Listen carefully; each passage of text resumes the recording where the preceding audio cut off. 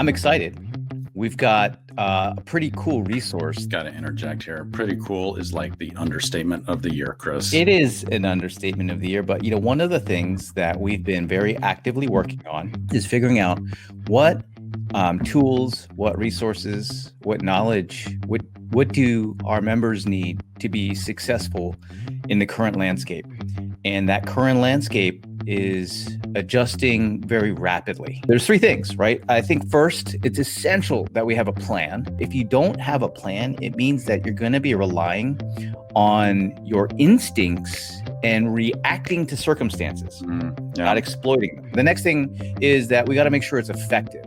And what I mean by that is you can have a plan, but unless it's proven to work, you could put all this energy, effort, and the plan won't produce the results. It won't produce the outcomes that you were hoping for. And then the third thing is, when I say you want to follow that plan with vigilance, is you don't give up.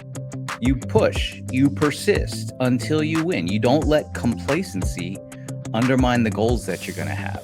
So that's why we put together this 21-day agent production plan. And it's been designed with these principles in place. It's an implementation plan. There's resources, there's activity, there's training.